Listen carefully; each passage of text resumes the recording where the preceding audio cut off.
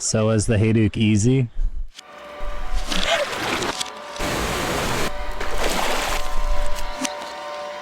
No.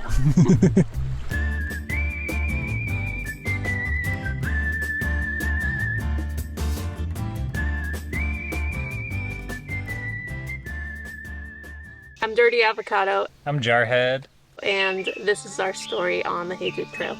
The Hayduke is an 800-mile route through southern Utah and northern Arizona. It starts in Arches National Park and ends in Zion, and it gets there in the least straightforward way possible. It weaves in and out of 6 national parks, national forest, BLM land. It's all on public land, which is pretty cool. Definitely the most bang for your buck, I think, for a desert hike.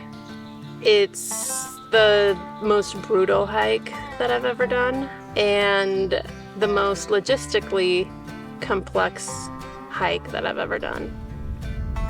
Before the hike, we rented a car, bought a shovel, and buried food and water at 6 different places along the Hayduke. For most long hikes, this isn't normal, but the Hayduke is not a normal trail.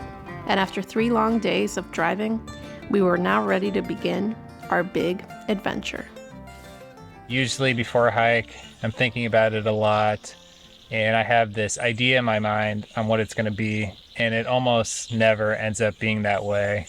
The Hayduke definitely made us earn it. We're at the airport start, and we're ready to go. Ready to go. Goodbye, car. You've served us well. But it is time to walk.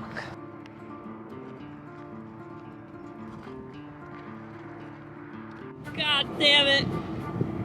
Not this shit again. Bye, highway, and hello, adventure. There's always that good energy when you start a hike. I'm just gonna be happy now forever.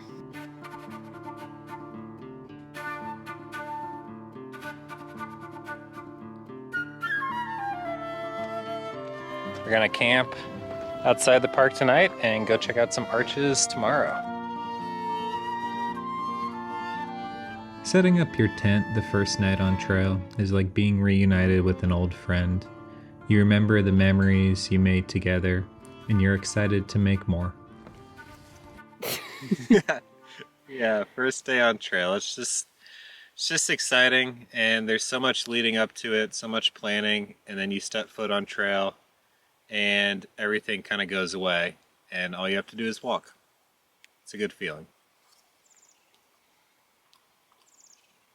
And back to months and months of trail food.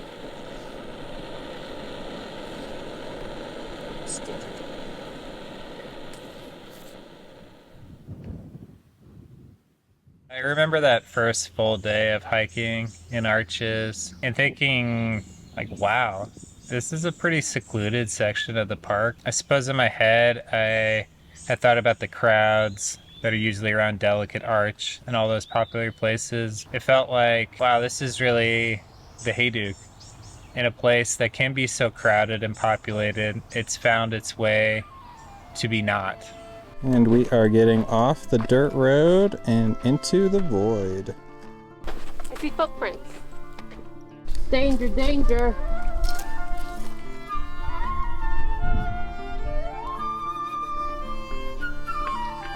It's really fun and really novel seeing these crazy, wild alien rock formations that I've never really seen before. It felt so new, and it felt like we really were out there just exploring. We found Willow Spring, or at least what will lead us to Willow Spring.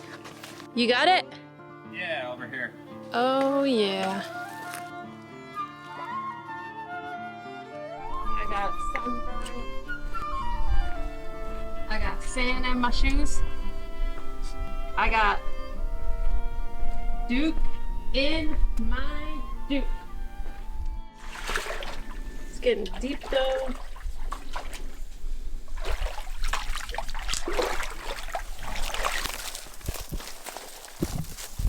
Everything is so pretty those first couple days too. It could just be a random bit of grass. But those first couple days you think, wow, this is the most beautiful stand of reeds that I've ever seen. And you feel like photographing everything. So it's fun to keep that excitement, or just to live in that excitement for that short period of time. They're very sandy. I could just go to the creek over there, but I'm too lazy. Want the last bite? Yes, please. Thank How about- you. Pretty cold this morning. Kind of feel like I got hit by a mid-size SUV. I would say standard size. Okay, standard size SUV this morning.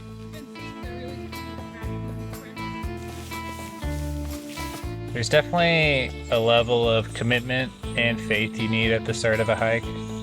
Commitment to live out the dream you have in your mind, and faith that it'll all work out throughout all the uncertainty.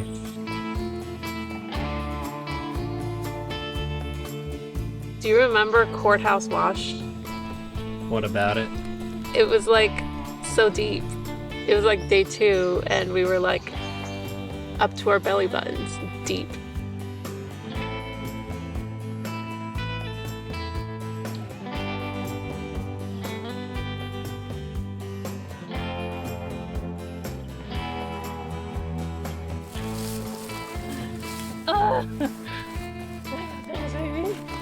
Oh my god, that was so cool. I think that I like to hike so much because it's very fulfilling to get to a place on foot. It makes it a lot more personal as opposed to like if I drive somewhere or if I like fly somewhere. I just kind of become more one with that landscape. It's kind of hard to explain, but that's why I think it's so rewarding to hike, to walk. We just finished the first section. A lot of everything. Some dirt roads, some arches. I just got my period. Got her period. Just recording your nostrils. We're hungry now. Are you happy to be back on trail? Yeah. Are you happy to be back in the desert? Yeah. Are you gonna be happier in an hour and a half when we're sitting down, relaxing? Hopefully. All right. We got like 5 miles of road walking.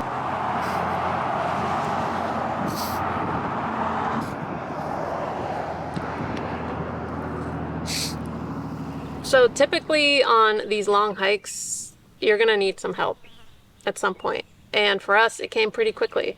And in Moab, we were able to stay with some new friends, Caleb and Kelli. Caleb works for BLM and Kelli works for the Park Service.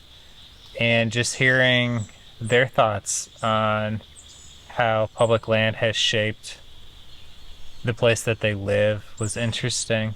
My name is Caleb Meyer. My trail name is Topo. What do you like about public land in Utah? The volume of it. Yeah, Utah's probably got the second most public land of any state. And that's incredible in the sense that it's open for anyone in America or coming here to visit. What kind of feeling does being in public land or just the Utah desert give you? Peace and tranquility. I think they say once the red dust, which is everywhere, gets into your pores and into your soul, it never leaves. So whenever I go somewhere else, I'm kind of just drawn back here. And it's that feeling of like belonging in this strange desert. And Kelly's house is really cool too. It's really hard to afford to buy a house in Moab, and the grants that she applied for made it possible for her to do that. So it's cool to see someone that otherwise probably couldn't afford a home there be able to live there and really thrive. It's a mixture of sand, clay, and straw, and you only can build a certain amount at a time. Upwards? Upwards. Oh, And I did all the tile, the like cobbles. Those I are like great. collected all those in Moab and whatnot, and like that took a while. That was like my pain cave. It's been my favorite shower. Yeah, It's like a foot massage. yeah. It I, is a like, foot put- There's a massage. couple rocks on there that Yeah. I'm like I like put my heel on. I'm like, and then the floor is just earth. Oh.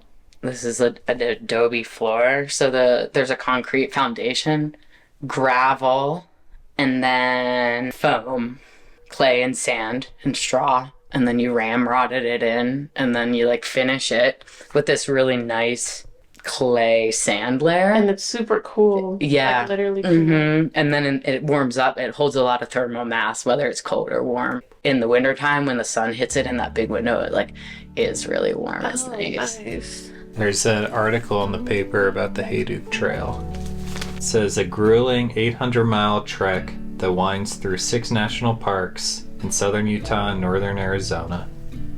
It was in 1998 that Mike Coronella and Joe Mitchell started crafting the Hayduke Trail. The first trek, completed in spring of 1998, took 3 full months, and it exposed the friends to the desert's full range of weather, from weeks of snow showers to 100-degree days. Freaking cold. Yeah. We are headed out.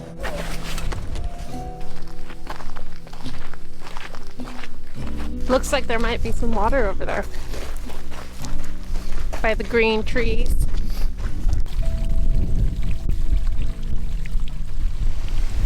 Playing the fun in the tent game of where's the water. What do you think for tomorrow? Tomorrow we're gonna dry camp somewhere, I don't know where. And then the day after we're gonna get water from either the Colorado or this slightly alkaline spring in Lockhart Canyon. This stretch is kind of tough with water, but it's out there, right? I hope. Yeah, I hope so too. Got ramen for dinner tonight and some veggies. Okay, I'm gonna go get some water. Okay.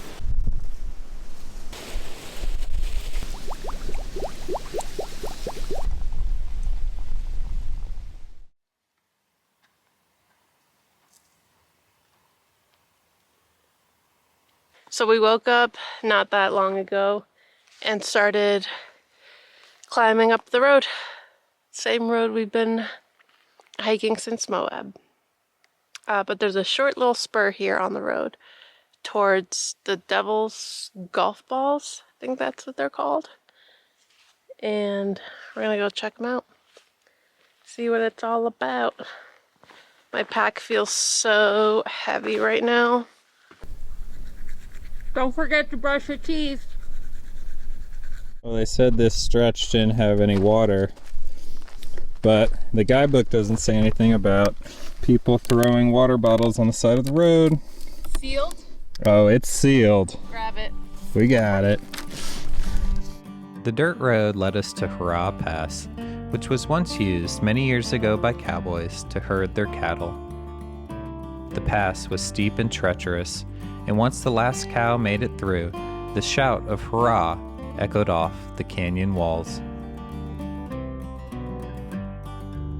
Our lunch spot was Tom's place. Tom has an incredibly cool house with a disc golf course along the Colorado River that he shares with his turtle, Kobe.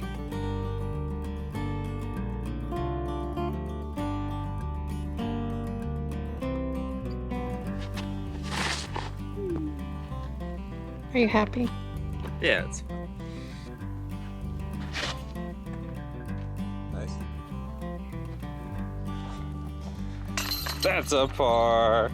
Water is really hard on the Hayduke. It really kind of dictates what you do all day, every day. How is it? Pretty muddy?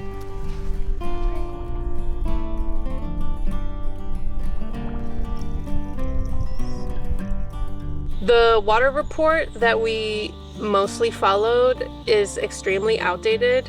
It was helpful sometimes, but you couldn't trust it. And we learned this lesson about water on the Hayduke the hard way in Lockhart Canyon. and we just filled up water at the Colorado River, about 5 liters each. Do you like Tom's place? Yeah. It made me feel like a thru hiker. He's a nice guy, living a very Hayduke lifestyle out there. See how far we can get tonight in camp.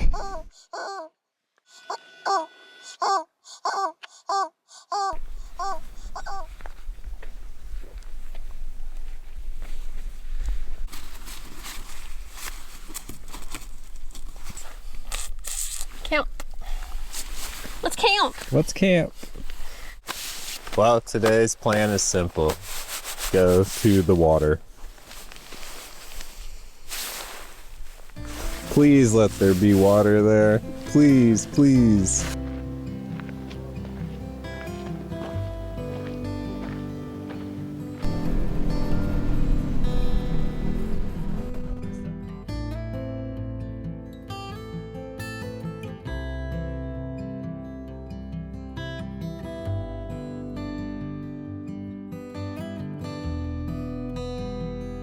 There's just something about having a sandwich, a ham and cheese sandwich in the back country. That just hits so good. It tastes amazing. I like my cold cuts deep in a canyon. So we're at kind of a tricky section. We hit an impossible pour off, and now we're looking for some type of path along the side of the rim. Somehow we get back on it. This is the part that confuses me right here. I don't know. Yeah, where it gets really steep. What does the map say?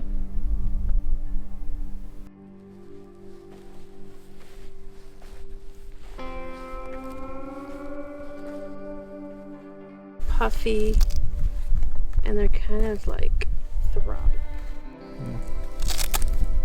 It's okay. We'll rest here and take all the time we need. Mm-hmm.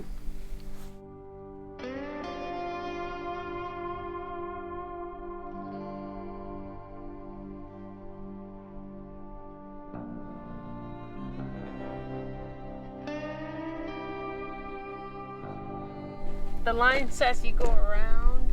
Yeah, we'll go check out what this dry fall looks like.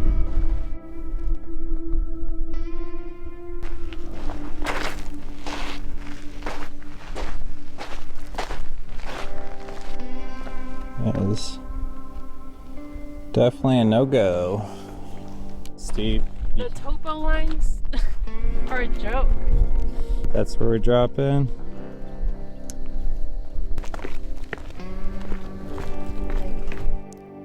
After a long day of hiking, the water we found that night was worse than expected. Yeah, You just brought one water bottle? yeah, we'll fill up this one and then we'll go to the spring and see if that one's any better.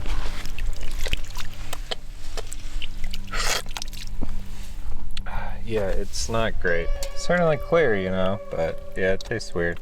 I wouldn't want to drink a lot. Having a little bit to get us to the next creek, that'll work. Now, we were really relying on that next creek for good water, but it was still 8 miles away. I had a dream last night that someone came up to us and was like, I have extra chips, I have extra Cliff Bars, I have extra candy, I have extra Gatorade. So we're gonna get free Gatorade today? I think we might get a cold beverage.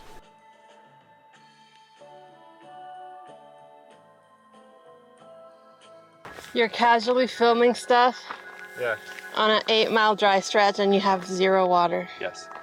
So, after yesterday of looking for water, not finding water, finding alkaline water that tastes horrible, we kind of just decided that we grab a little alkaline water if we need it, and then just make the push to Indian Creek. Eventually we'll make it to the creek and have a really nice rehydration party and celebrate my birthday. Alkaline water is just really bad. We've read that it can really disrupt your gut and your just general well-being. And it got worse overnight. Didn't taste too bad the couple sips I had last night, but this morning it just really like concentrated itself into milky salt water. Did I want to spend my birthday dehydrated? No. But did we? Yes. Yes, we did.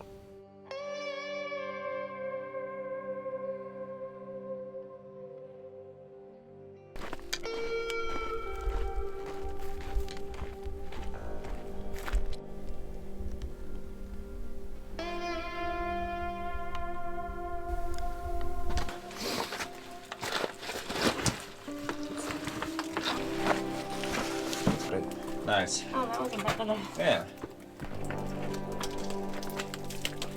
I didn't really trust it. This was supposed to be our water source, but it's really alkaline and salty. And this is like a 30-mile carry to this, and there's really no water for another 20.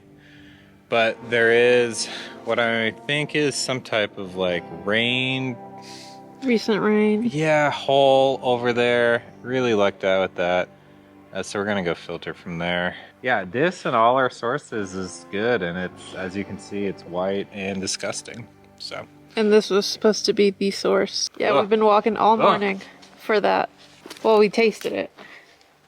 I spit it out. Yeah, it's like drinking a hot spring. Cheers. Well, I feel very grateful. Sometimes all you need is a measly pool. Oh, around an alkaline hellscape. Hellhole. It was a hellhole. Doesn't deserve escape. This section is not a place where water exists. Except a tiny rain mud pool thing that shouldn't exist, but exists because it's my birthday. You know, we're like in a really random part of the world right now. We are. Like, where even are we? We're in the in-between. No one lives in the in-between. No one goes to the in-between. Animals don't even come here because there's no water. Only idiots like Hayduke. Only idiot Haydukers would ever find themselves in this location. The funny thing was, we were far from safe. The rain puddle was still very salty, and we still had a massive climb out of the canyon and around its ledges. So somewhere over here, maybe even one of these cracks in between these like fat things, I don't know what you call them, is our way out. One of these cracks. Here's our crack. Oh my goodness. Where even are we right now? Looks like we're about to climb to the top of the world.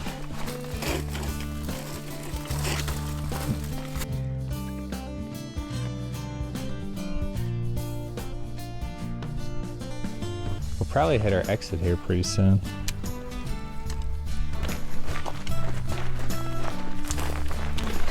Another 12-hour day. That little bit was tough. I hated it. I thought that if we had good water, then we would be just fine and we would like all of this. But the imminent doom of just We're like, just like racing sunlight. Could be water here. there could, so I'm hoping there will be. Look out for it though, because it's getting dark. You want to just walk until we maybe find that pool? Yeah, let's do it. So like we don't know where it is.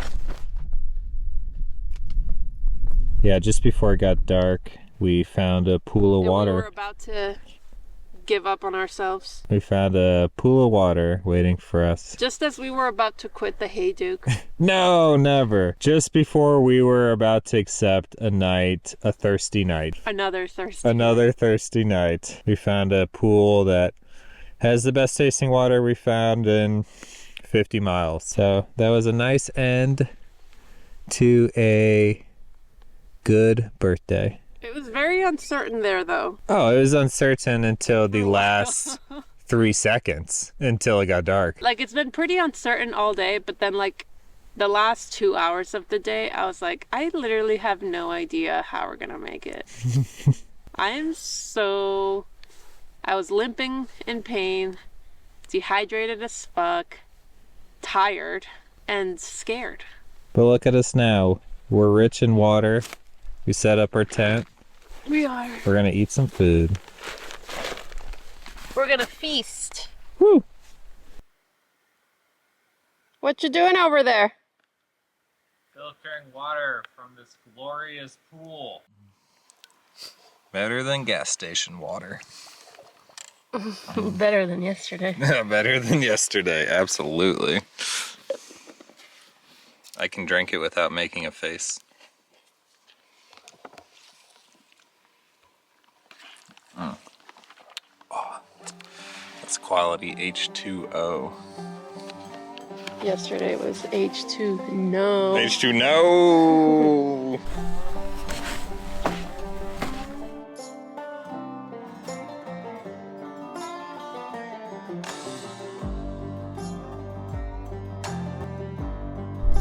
Drop into this pit that you can't even see from here. This perspective is so slanted. And now we're at the road. We made it out. It's pretty cool. Guess we're going there now. The needles look so green. That's crazy.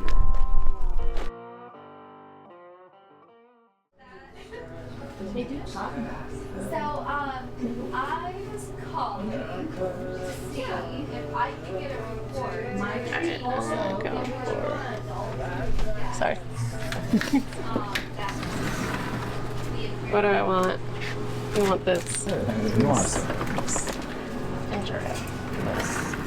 To cleanse that alkalinity away. I want that top shelf lemonade.